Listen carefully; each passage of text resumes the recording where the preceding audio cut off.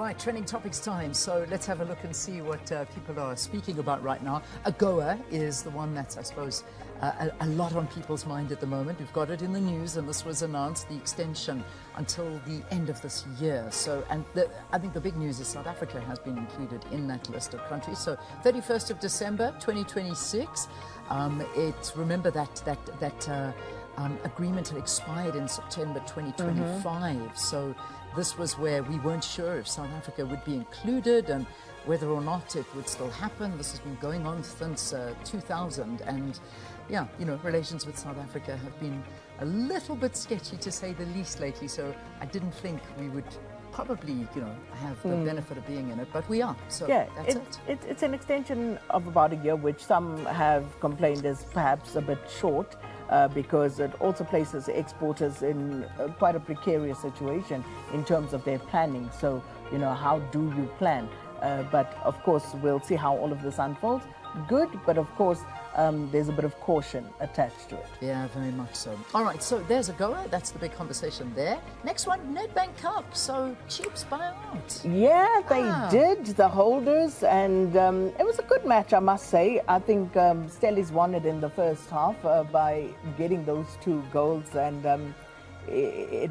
Devon Titus there, quite a beautiful goal, the second goal for Stellies there. And I must say, I was a lot more impressed with Chiefs in the second half, fighting, you know, trying to get back in. It wasn't to be, though. But yeah, Stellies was always going to be a tough assignment. This was always like the tie of the round. So there you go.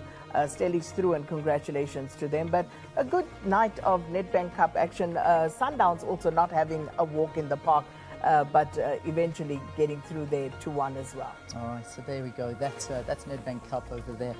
Musa Khawula, this is the big story that came out yesterday, and this was brought up again at the Nedbank Commission. So, I mean, for those of you who don't know, I'm sure a lot of you do, Musa Khawula is a South African entertainment blogger and a social media personality. He's got a massive following on X, and he's always dropping sort of things, you know, whatever you want to call them, files. I think maybe that's what the work call them these days. But at the Nedbank Commission yesterday, testimony revealed that there were allegations of political pressure to arrest Khawula. According to the witness's testimony, he was saying that senior officials were urged to arrest him following social media posts, including sharp criticisms of some influential figures. And the Secretary General's name was thrown up, Fikile Mbalula, as being one of those names that they weren't happy about what they were saying about him online. And this, of course, is now raising more concerns about the abuse of police resources and political interference in law enforcement. So, I mean, what we do know is that Musa is still, he's in jail at the moment, I think. He's at Sun City, I think. I don't know. I'm just going on what social media are talking about here. This is what's on X. And conversations, again, around this justice system. As I say, the story just keeps on giving. Man. When you just think that you couldn't hear anymore, it does get better, or worse, should I say. Because yesterday, you know, Witness F testifying about how he forwarded the arrest warrant of Musa Khawula to Kat Matlala.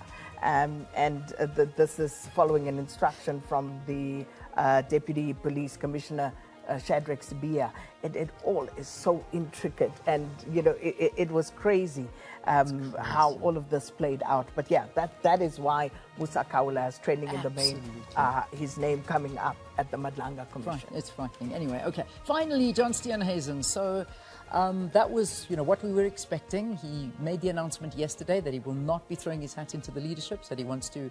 His work is done. He feels like he has mission accomplished under his leadership at the DA. I mean, that's, you know, what he has said. And he is going to focus on his ministerial position of the agricultural minister, and really wants to look at foot and mouth and eradicate it during his time. Not foot and mouth. Oh man. So, I mean, there was just so much. And the worst part was that as soon as he made the announcement, he walked away. So no questions were asked. It was just, we were handed it on the microphone, and that was the end of that. So it's like, just putting it on the record officially. Exactly. But come on, are we really expected to believe that you are resigning as the leader of the Democratic Alliance to focus on foot and mouth disease. Very committed, yeah. Okay. Well, I don't know. Now that race is open again, and I think people really throwing. Well, you'll see this Jordan on the front Hill Lewis, page. yeah. Jordan Hill Lewis. His name has come a up big name severally, that's coming so up, we'll talk about that. Okay.